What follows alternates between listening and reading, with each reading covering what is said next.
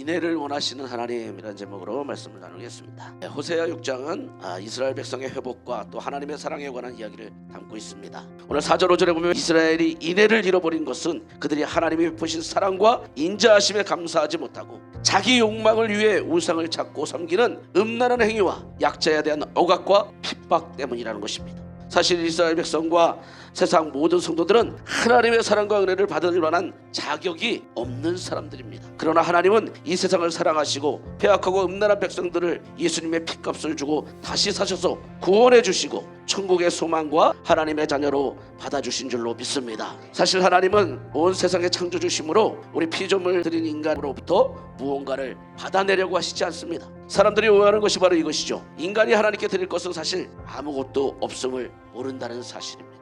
내가 뭔가 드린다고 하지만 사실 하나님이 그걸 기뻐한다고 볼 수 없습니다. 하나님은 제사보다는 인애를 원하시고 번제보다는 인애를 베푸신 하나님을 아는 것을 원하신다고 말씀하고 있습니다.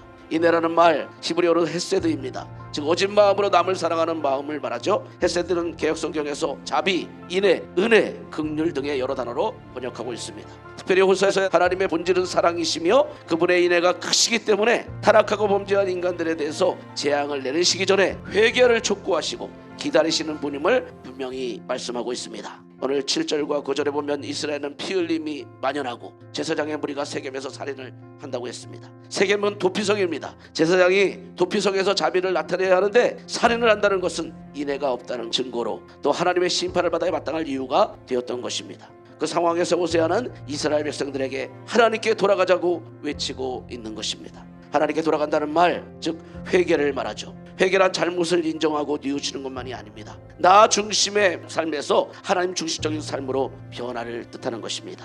그것을 위해 고난도 필요한 것인 줄로 믿습니다. 하나님은 우리를 찢기도 하시고 치시기도 하신다고 했습니다. 하나님의 진노에 궁극적인 하나님의 사랑이 들어있다는 것입니다. 때로는 하나님의 치시는 매를 통해 하나님의 사랑을 알고 감사하는 사람이 훌륭한 성도인 것입니다. 하나님은 매를 든 다음에 반드시 치유하시고 회복해 주심을 믿으시기 바랍니다. 하나님은 인애를 무엇보다 원하십니다. 하나님은 인애를 무엇보다 기뻐하시는데 사랑이 없는 예배 죄라는 것이고 또 9절에는 인애 없이 형식적인 의식을 행하는 제사장 무리를 살인을 행하는 강도태처럼 묘사하고 있습니다. 이로 인해서 이스라엘과 유다가 하나님의 심판을 받게 된 것입니다. 사랑하는 성도 여러분, 예수님의 사랑을 언제나 기억하고 정말 감사하면서 또 남을 섬기며 사랑을 나타내는 그런 은혜로 살아가시기를 간절히 소망합니다. 하나님이 기뻐하시는 인애를 나타내는 저와 우리 모든 성도들이 되시기를 간절히 소망합니다.